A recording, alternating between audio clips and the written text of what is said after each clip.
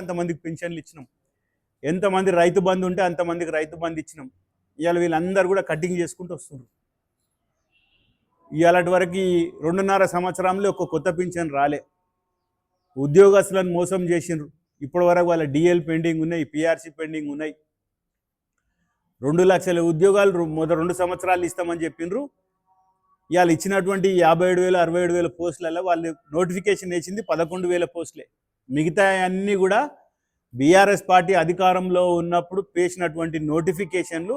ఆ ధర్మిలో ఎన్నికలు వచ్చినాయి కాబట్టి ఎన్నికలు అయిపోగానే అవన్నీ కూడా నిరంతర ప్రాసెస్. ఇవి ఆ ఇచ్చినటువంటి పోస్టులన్నీ కూడా ఇప్పుడు వీళ్ళు పోయే ఫోటోలు దిగుతారు అన్నీ కూడా ఇచ్చి. ఇప్పటికైనా ఆ కొత్త ఉద్యోగాలకు నోటిఫికేషన్ వేయాలి. ఆ ఉద్యోగస్తులకు పెండింగ్ ఉన్నటువంటి డిఏలు కానీ, ముఖ్యంగా రిటైర్ అయినటువంటి ఉద్యోగులు చూసి ఎంతోమంది ఉద్యోగస్తులు ఆ బెనిఫిట్ రాక చనిపోయినట్టు. వాళ్ళు వృద్ధాప్యంలో వాళ్ళకు వచ్చినటువంటి మెడికల్ కానీ అటువంటివి ఏం రాకుండా ఎంతోమంది కూడా చనిపోవడం జరిగింది. ఇప్పటికైనా ఆ ఉద్యోగస్తుల రిటైర్మెంట్ బెనిఫిట్ వెంటనే విడుదల చేయాలి.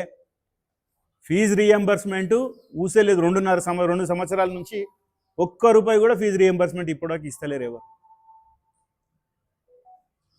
ఇవాళ పరిగి నియోజకవర్గం సంబంధించి కూడా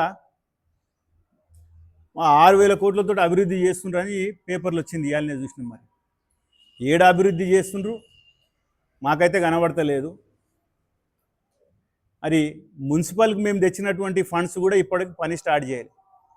25 కోట్లు ఏవైతే బీఆర్ఎస్ పార్టీ అధికారంలోకి ఇచ్చినప్పుడు వచ్చినట్టు 25 కోట్లు టెండర్లు అయితే కూడా ఎన్నికలు అయిపోయిన తర్వాత దాన్ని క్యాన్సిల్ చేయించి ఇప్పటికి 2 సార్లు 3 సార్లు ఆ టెండర్లు పెడుతుండ్రు. ఇంకా కొత్త నిధులు వచ్చినాయి అన్నారు. అవన్నీ ఇప్పటివరకు ₹1 పని కూడా ఎక్కడ కాలే.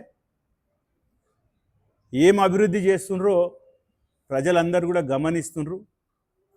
కాబట్టి ఆ ఇచ్చినటువంటి హామీలు ప్రభుత్వం వెంటనే అన్ని హామీలు కూడా నెరవేర్చాలి. లేకపోతే మేము ప్రజల పక్షాన పోరాటం చేస్తాం. తప్పకుండా మీరు ఇచ్చినటువంటి హామీలను నెరవేర్చే విధంగా మేము ఖచ్చితంగా ప్రజల పక్షాన ఉండి మీరు ఇచ్చినటువంటి హామీలు 4,000 పెన్షన్ కానీ, తులం బంగారం కానీ, మహిళలకు 2,500 కానీ, పిల్లలకు స్కూటీలు కానీ అనేక హామీలు. ఇవన్నీ 420 హామీలు. 420 హామీలల్లో ఒక బస్సు ఒకటి ఫ్రీ చేసిన వాళ్ళు.